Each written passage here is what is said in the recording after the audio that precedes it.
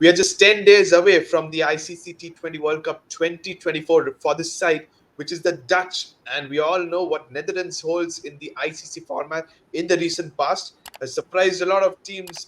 Mainly, their focus has been South Africa. I think they have them in this group as well. Deepu with me. Deepu, when it comes to Netherlands, we cannot say anymore if these kind of a teams, associate sides, if they win games, it's never an upset anymore. When you just said South Africa, I mean, my smile went on.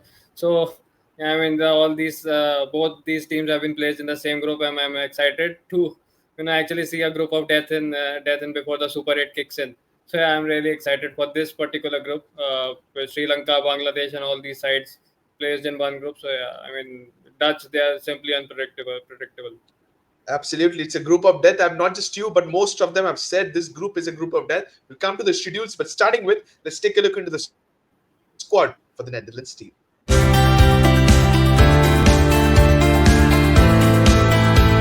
Yeah, it is starting with the first four players, Deepu. Here it is. Scott Edwards, the captain. Then you have Vikramjit Singh, a very promising player. Michael Levitt, he has made a name for himself at the top of the order as a destructive opener. Then you have Max Adod, another very, very good player. So talk us through these four players. How much can they influence the top order? Scott Edwards, we know he will play at the middle order, but is a very good leader for the side. But the top three of Netherlands with the three remaining batsmen. I mean, all four are really great batters. I haven't heard of Michael Levitt much and I haven't seen him play. But the rest of three, I'm familiar with the ODI World Cup that happened last year. So, Micah, I mean, this guy, I mean, the wicket keeper, just forgetting the name. So, Scott Edwards. yeah, Scott Edwards. I mean, I think he was the second best keeper in the World Cup and he was Yeah. lauded for his performances. And single handedly, along with Engelbrecht and Roelof van der Merwe, shepherd the Netherlands batting, given that the top order was a big flop last year in the last World Cup. Vikramjit Singh, I mean, he's a Punjabi Munda and he boasts of the talent, but just Yep. couldn't replicate it in the World Cup. No doubt is my favorite player in this Netherlands batting lineup, so I have high expectations of him. Yeah, overall, it's a really good batting lineup. Just need to perform to their potential and play as a unit. Absolutely. And I have personally seen Michael Levitt a couple of times because I have been covering games, and he is a very, very promising left handed batsman. Just like you've seen Vikramjit, he's even more destructive than Vikramjit, I must tell you, Deepu. A left handed batsman, bats at the top of the order, is an opener. In the recent series, in the tri series with Netherlands, Ireland, and Scotland, we have seen the opening pair of Michael Levitt and Max Dodd opening with Vikramjit coming at number three. That shows you the destructiveness they have in the top of the order. Very, very promising player. We will see him more, and he's a very good strike rate. He bats in around 170s, 180s, so he goes all guns blazing in the power play. So this is done. Going to the next four sets, which is the middle order, we are slowly come to. Cybrand, we all have seen him in the World Cup, a form of South African. Tejan Nindumara, you know him as well. Then you have Baz Delide and Wesley Barassi.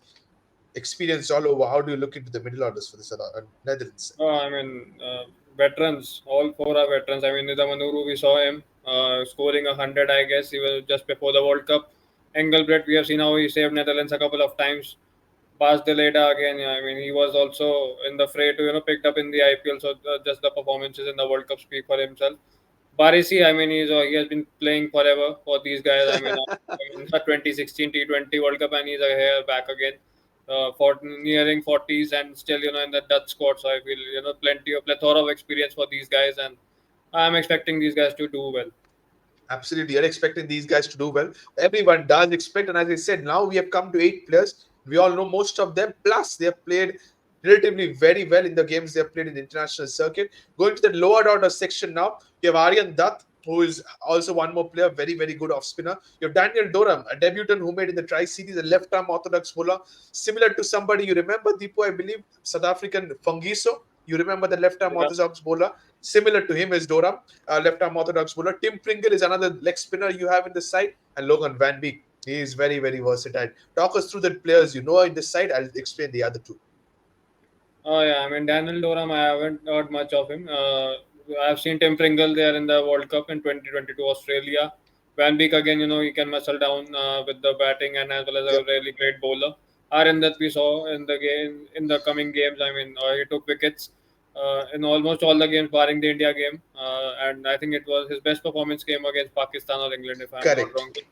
So yeah, I Correct. mean, crafty off spinner. So I think they have got really good options, and it's a good balanced squad. Even though Guys like Van der Merwe, Colin Ackerman are missing out. I think even one more. I think Paul Van Meckeren is also not there. No, I he's like part of him the as a bowler. squad. Okay, so I feel it's a great squad. The overall balance is there with Michael Levitt coming up as you told me, and I mean I saw a little bit of highlights in the reels. But so I feel it's a great squad, and with the batting, it's just that how they click together. I mean, Exactly. only that thing will decide whether they are going forward or not. That's the most important point because in the tri series against Netherlands, couple of games, the batting order and the middle order collapsed, and the form of Bas de Leede was a big concern because he was not striking with the bat, neither with the ball, and that proved to be costly for the Netherlands and in the batting. Just like you said, Colin Ackerman is not part of the side, so the experience is missing. They have experience, but still it was a little bit missing. We're done with the lower orders. Now coming to the fast bowler, you have Fred Klassen. There you go. You have Paul Van Meeker and you have Vivian Kingma. Vivian Kingma is somebody who's playing the T20s. He's leading the pace attack. Paul Van Meeker, and hits the deck hard. So he's somebody who's bowling outside the power play with the field restriction. You have Fred Klassen, somebody you can look into as a backup of the Pacers. Pretty good balanced side they have. Yeah, I mean the quality of pace bowlers they have, it's quite. I mean, it's in terms of associate nations, it's the best. With Bas the leader also, chipping in, and Van Beek also can bat a bit, and can bowl those fast Correct. yorkers. So I feel that in terms of pace department, they have that, or they have plenty of options. And given the fact that US will have Australia based pitches, I mean the drop in pitches are coming from Australia, so Yeah. in that, like there won't be any problems. But I'm just looking at the spinners which they have with no Vandermeer. I mean, they might struggle in West Indies given the slow services, and especially they are playing matches at Guyana, which is even more worse than Kotla, which I told you some time back. Now that Kotla has changed, but still. So I think it's the spin department which I feel a little bit lighter. Maybe a leggy could have been a better option. So Yeah. I mean, in terms of spin, they are light, but I feel these guys can pull off. Absolutely. I still feel that there could have been an option for Van de Marve in the side, but I don't see that. Maybe a Duram could have been placed in place of Van de Marve because his experience is very important. And as the formats is shorter, these kind of skillful bowlers come into the party. But as a whole, this 50-member squad for South Netherlands looks really good. We're done with this. Let's take a look into the fixtures of Netherlands cricket.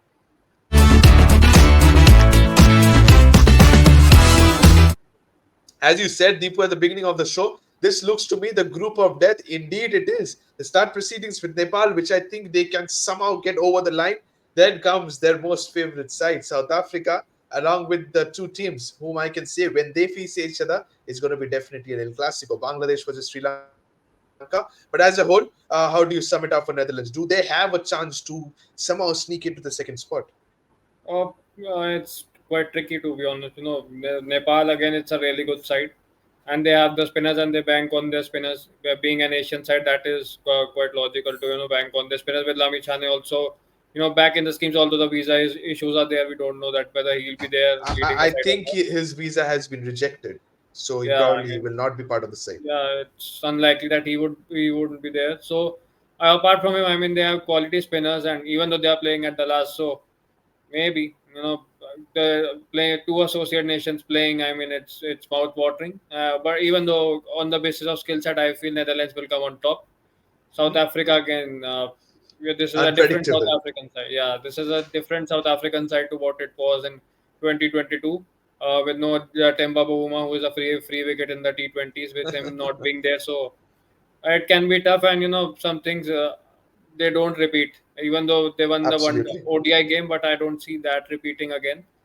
Sri Lanka and Bangladesh. I mean, although Bangladesh lost to USA, I mean they are quite hurt, and they are looking for a comeback. So we might see a dangerous Bangladesh. Sri Lanka again, they are also in that unpredictable category now in terms of T20s. Once former champions now into this category. So pretty heartbreaking to see, but I feel it will be a little bit difficult for Netherlands. Even though I'm still hopeful of them, pulling off something dramatic.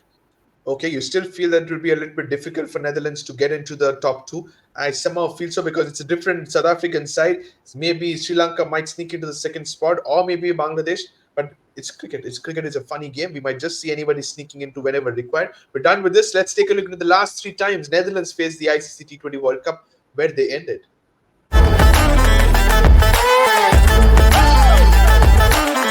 In 2022, despite getting that win over South Africa, still they ended it with Super 12, 2021 as well, and 2016 as well. Super 12 has been something, and you said they have a difficult chance of making it to pass the Super 12 this time around.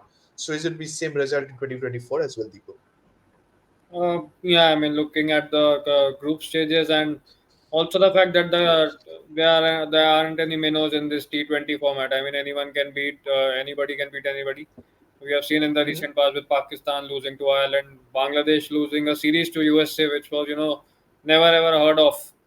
So yeah, I mean, even though there are no minnows in it, but still, I feel on cricketing basis, it will be slightly difficult for Netherlands to make a point this time around.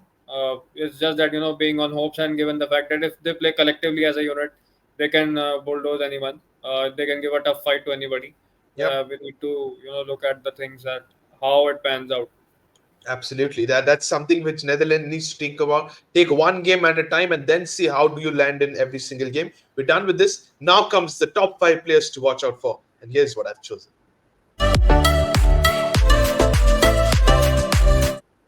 Here are the five players I've chosen: Deepu, Michael Levitt, Vikramjit Singh, Baz Delide, Scott Edwards, and Aryan Dutt. Because I think spin will take a huge role in the spinning conditions West Indies. You might somehow say, I want Max Dowd in that 11, in that five players, maybe in place of Michael Levitt. Any other person you want in this five players?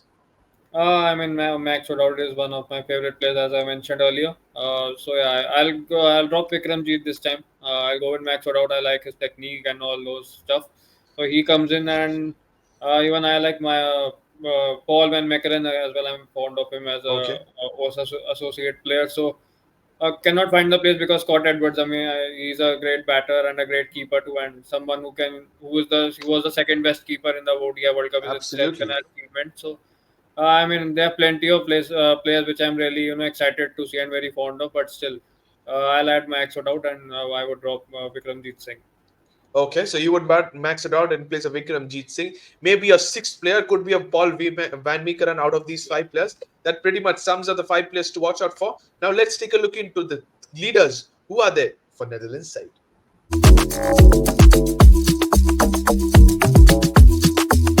Yeah, it is one of the best leaders amongst the Associate Nations. Scott Edwards is there. Max Dodd is the vice captain, and you have Peter Dinkin as well as the head coach. He's been part of the side, has really developed the side pretty much. But talk us to the two leaders here. Your favorite vice captain, Max Dodd, and Scott Edwards. You see him having a lot of notes in his papers, having in his pocket. That's versatile. At the end of the day, paper and pen is all about, despite having so much digital in the nature. So you think he's one of the best captains we have? I have definitely seen amongst the associate teams. Yeah, I mean, in the times of technology, these guys still using the papers and all those pen papers and all. I think it's a individual strategy. We have seen Michael Watt of Scotland doing the same. Correct. They have their own strategies and they are marking out it pretty well. The field sets we saw in the World Cup last year. So it doesn't matter if one has technology. If you are not winning the game, it doesn't really count. It doesn't matter. But if you have even you have a pen paper or a small chit in the pocket and it's helping you to win games. So I feel it's important that just win the games, irrespective you are carrying a pen or pen paper inside the pocket or you're looking at the dressing room for instructions. So I feel these guys have done really well, and the last 2 3 years they have come up the ranks, and be in the qualifications in the Super 12 now. I'm hopeful of them qualifying in the Super 8s as well. This is a gut feeling Mhm. that they might just go. So yeah, I mean Okay. it's good to see them coming back. Okay, so it's good to see them coming back. He is excited. Deepu is excited for the season for the Netherlands, how it rolls along. We're done with the leaders. Let's take a look into the predicted playing 11. Here's the predicted playing 11 according to me for the Netherlands side. Deepu, here it is. Max Dodd and Michael Levitt are my openers. Vikramjit Singh at number 3. Baz Lead at 4. Teja at 5. Cybrant at 6. You have Scott Edwards batting at number 7. Such a huge batting lineup. Logan Van Beek can swing a bit at number 8. Aryan Dutt is my spinner, number 9. Fred Klassen and Vivian Kingma. You might just want maybe a Paul Van Meekeren in place of Fred Klassen or Vivian Kingma. This is the 11 I have. Just one change for you, probably. Yeah, King Ma. I mean, I've seen him play, but didn't found him much exciting. Van Meekeren is someone who is aggressive, and these guys need an aggressive player who can use some Mhm. words against the opposition, like we saw against Pakistan. So I Yeah. feel these guys need something to get themselves charged up. So yeah, and on that basis, McCarron comes in, and Fred Klassen, he's him being a left arm seamer, I guess. So he is important because in T20s left armers are the recipe to Correct. go up front. So I feel Kingma misses out for me, and McCarron definitely comes in. Had it been a Colin Ackerman there or a rule of, I would have made some more changes with Vikramjeet Singh. He can be a hit and a miss, and in T20s you need to be a little bit more consistent in terms of helping the team to win. So I feel I would have made Vikramjeet sit out had Colin Ackerman been there, but now since there are no more Correct. Colin Ackerman in the squad, I feel it's just one change with McCarron being there and Kingma missing out. Okay, so just one change for you. Pretty much the settled side. It's just in the bowling department. Deepu has to make his changes. Pretty much done and dusted. We're done with the predicted playing 11. Mostly done with the squad about Netherlands. It's time to see what our guest, Mr. Deepansh, has when it comes to his predictions.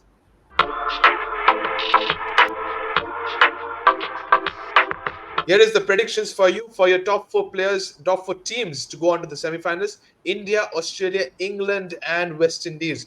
Few of the sides have gone with South Africa. Few of the guests and a couple of you have gone with England. The reason behind not having South Africa, not having Pakistan, please. See, Pakistan again, they have gone pace heavy.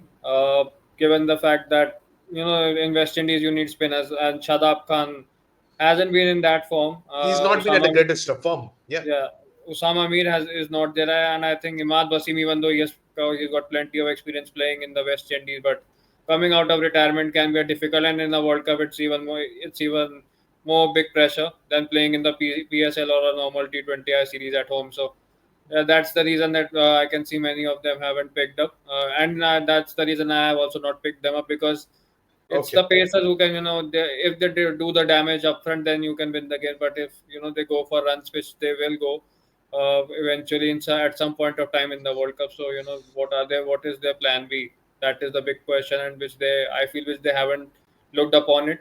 So yeah, that is the reason that they go out for me in the okay. match. Okay, fair enough. You have given your explanations, and that makes it so because most of them have picked almost the same, so they look favorites very much. Going into your predictions for the leading run scorer and wicket taker, Harry Brook is your leading run scorer out of the box completely, and Jasprit Bumrah is somebody has to be amongst them. You have gone with similar to Gian amongst the wicket takers, but from where did Harry Brook come into the picture, Deepu? I mean, I also don't remember. Did I, actually say Harry Brook? I mean, it was a gut feeling, to be honest. I just forgot that I picked Harry Brook. I thought I picked a Liam Livingston or someone kind of thing, but it was definitely an English battle. Maybe it was him only. So I feel he's coming off a good county cricket. He is playing in the T20 series, and I feel this guy has a lot of potential. Even though he missed out games for Delhi Capitals this season, I'm angry from him, but still okay. I'll go with this guy being the I like his batting. So yeah, he will be a vital cog for England. Bumrah again, I don't need to say much. No explanations for him. He is lethal and he is important for India. With the tensions arising in the country also with the World Cup coming up, so yeah, it's important that Bumrah gets up the wickets.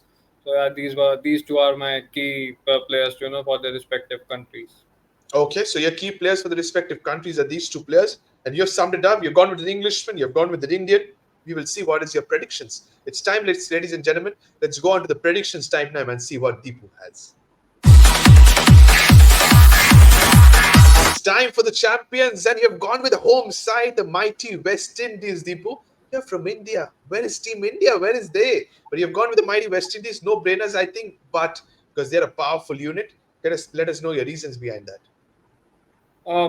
I have something with the host nations winning the tournament. Unfortunately, we didn't do it last year, and I didn't pick India even at that time too.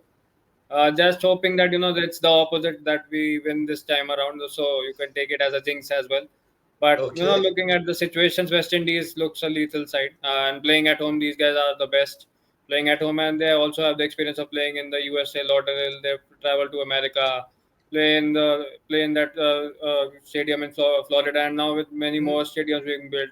So they'll be coming up with more tours in USA and with playing other countries as well. At least West two Indies. T20Is whenever they host, they play in the USA. So feel they've got plenty of experience, and with Ray Russ and all these guys, Nicky P in the best form of their lives. So I mean, these guys, if they are not in top four, then who else? So I mean, these Absolutely. guys are the favorites to win this World Cup.